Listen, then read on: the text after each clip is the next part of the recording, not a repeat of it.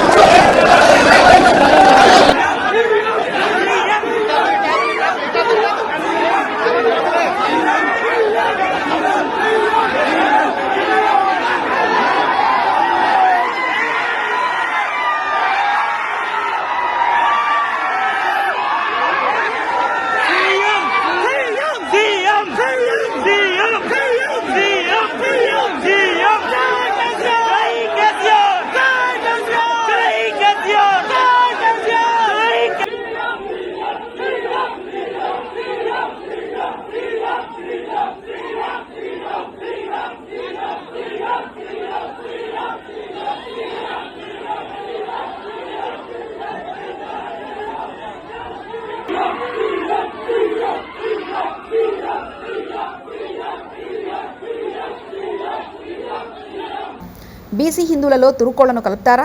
మీ అయ్య జాగిరా కలపడానికి ఎవరికి పుట్టారని కలుపుతారు? బండి సంజయ్. అసలు కాంగ్రెస్ పార్టీ నాయకులు హిందువులేనా? వారిలో ప్రవహిస్తుంది హిందూ రక్తమేనా? తెలంగాణలో హిందువులది బిచ్చపు బ్రతికైంది. కాంగ్రెస్ ప్రభుత్వం ముస్లింలకు రంజాన్ సందర్భంగా సాయంత్రం 4 గంటలకు వెళ్ళమని ప్రత్యేక వెసులుబాటు ఇచ్చింది. అదే అయ్యప్ప మాల, శివమాల, ఆంజనేయ స్వామి మాల వేసుకున్న వారికి ఎందుకు వెసులుబాటు ఇవ్వట్లేదంటూ బండి సంజయ్ వ్యాఖ్యానించారు. బీసీ హిందువులలో తురుకోళం కలుపుతారు తీసుకొచ్చి. మీ అయ్య జాగిరా, మీ తాత జాగిరా, ఎవరు పుట్టిండు? ఎట్లా కలుపుతారు మీరు? బీసీలలో హిందువులు ముస్లిం వచ్చి తినరాదు. అప్పుడప్పుడు వంట వేసుకొని మడితో తినాల్సి వస్తుంది. అవునా కదా? ఇలా ఈ ఉద్యోగస్తులు, ఉపాధ్యాయులు, ప్రైవేట్ ఉద్యోగులు కూడా అయ్యప్ప దీక్ష తీసుకొని ఉద్యోగానికి పోతే మధ్యాహ్నం పోదామంటే ఎవరు ఎప్పుడు తనిఖీ చేస్తారో, ఎప్పుడు సస్పెండ్ చేస్తారో ఒక భయానక వాతావరణంలో ఉద్యోగస్తులు, అయ్యప్ప దీక్ష చేసుకున్న ఉద్యోగస్తులు భయపడే పరిస్థితి వాళ్ళ తెలంగాణ రాష్ట్రంలో ఉంది. మధ్యాహ్నం భిక్ష లేకుండా పస్తులుండి అయ్యప్ప దీక్ష చేసుకునే పరిస్థితి వల్ల గంట సేపు బయటకు పోవాలంటే సస్పెండ్. మరి ఏ పాపం చేసిన అయ్యప్ప? ఆంజనేయ స్వామి దీక్ష చేసుకుంటే మాల ధరిస్తే వాళ్ళకు ఎగ్జంప్షన్ ఏం లేదు. భవానీ దీక్ష చేసుకుంటే వాళ్ళకు ఏం లేదు. శివమాల ఇప్పుడు శివరాత్రి వస్తుంది, శివమాల చేస్తే వాళ్ళకి ఎగ్జంప్షన్ లేదు. మరి సర్కల్ ఒక్కరికైనా?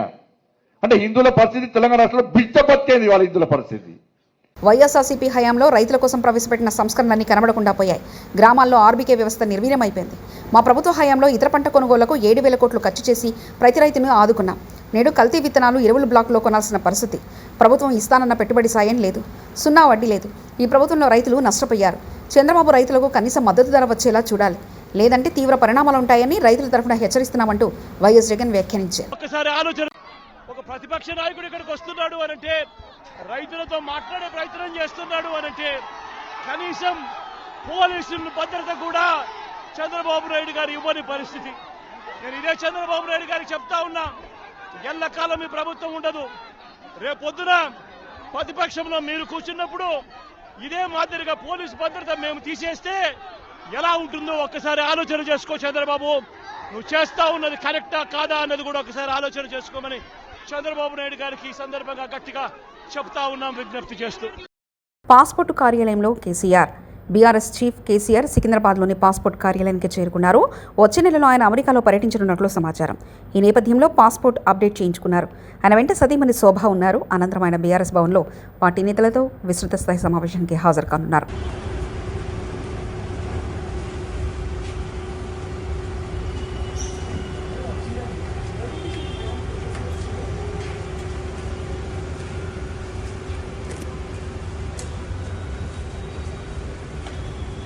హైదరాబాద్ ఉప్పల్ నారపల్లి ఫ్లైఓవర్ మరో 18 నెలల్లో పూర్తవుతుందని మంత్రి కోమటిరెడ్డి వెంకటరెడ్డి తెలిపారు. మేడ్చల్ జిల్లా బోడుపల్ పరిధిలోని కేశవనగర్లో విశ్వనాథ స్వామివారి విగ్రహ ప్రతిష్టాపన కార్యక్రమంలో మంత్రి కోమటిరెడ్డి వెంకటరెడ్డి పాల్గొన్నారు. కాశీ విశ్వనాథుడి ఆశీస్సులతో ప్రజలందరూ బాగుండాలని కోరుకున్నట్లు మంత్రి తెలిపారు. హైదరాబాద్ నగరంలో ఇల్లు లేని పేదవారికి ఇల్లు, స్థలం ఉన్నవారికి ఇంటి నిర్మాణం చేయిస్తామని మంత్రి పేర్కొన్నారు. నాకు ఇప్పుడే పనులు కూడా మొదలు పెట్టడం జరిగింది. దాంతో పాటు పేదలకు హైదరాబాద్లో ఇల్లు కట్టక 10 సంవత్సరాలు అయిపోయింది.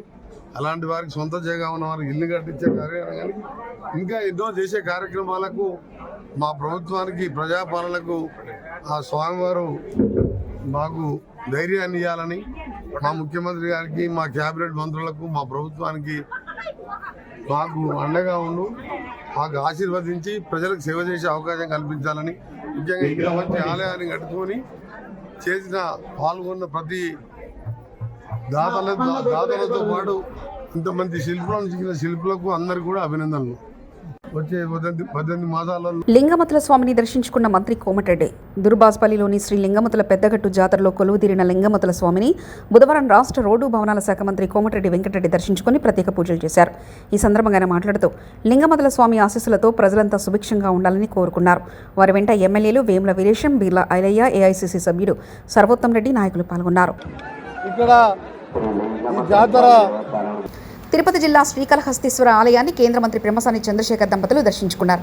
తొలుత ఆలయానికి చేరుకున్న కేంద్ర మంత్రికి ఆలయ అధికారులు, కూటమి నేతలు ఘనస్వాగతం పలికారు. అనంతరం శ్రీ వాయు లింగేశ్వర స్వామి సమేత శ్రీ జ్ఞాన ప్రసూనాంబికాదేవిని దర్శించుకుని మంత్రి దంపతులకు పండితులు వేద ఆశీర్వచనం అందజేసి స్వామివారి తీర్థప్రసాదాలు అందజేశారు.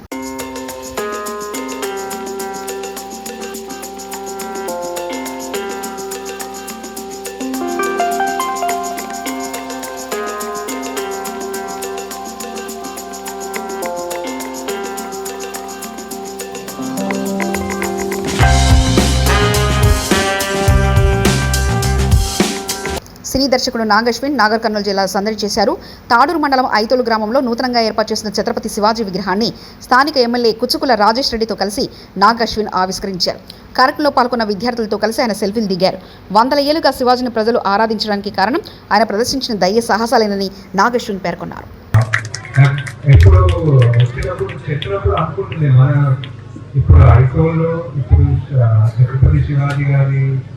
విగ్రహానికి ఏంటి ఫంక్షన్ ఏంటి మనకి అంత కనెక్షన్, ఎందుకంటే ఎప్పుడు అంత అలవాటు శివాజీ సెలబ్రేట్ చేయడం అన్నా, లేకపోతే ఆయన విగ్రహం ఆవిష్కరణ ఎంత పెద్ద ఫంక్షన్ లాగా తీసుకోవాలి.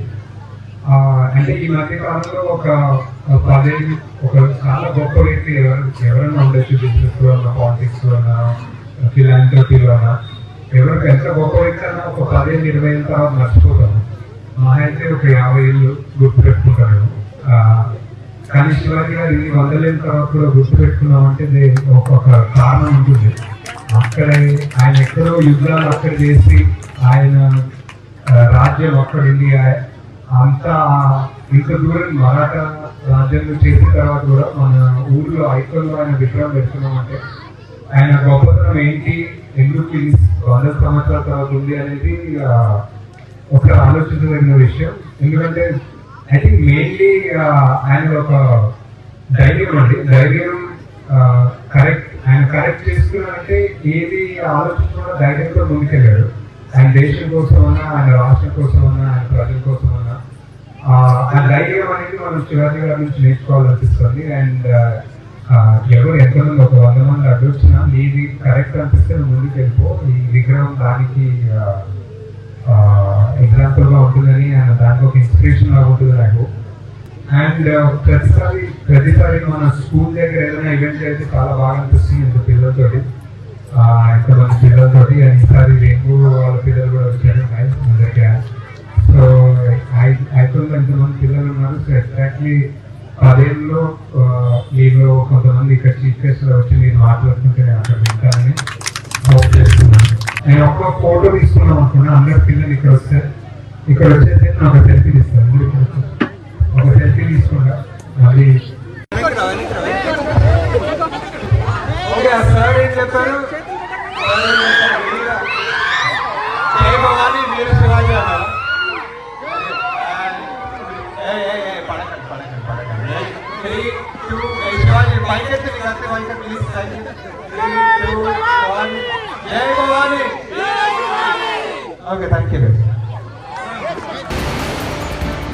పీఎం కిసాన్ రైతులకు అలర్ట్. ఫిబ్రవరి 24 లోపు ఈ పని చేయండి, లేదంటే 7 నెలల తర్వాత తెలంగాణ భవన్కు కేసీఆర్. సీఎం చంద్రబాబుకి వైఎస్ జగన్ వార్నింగ్.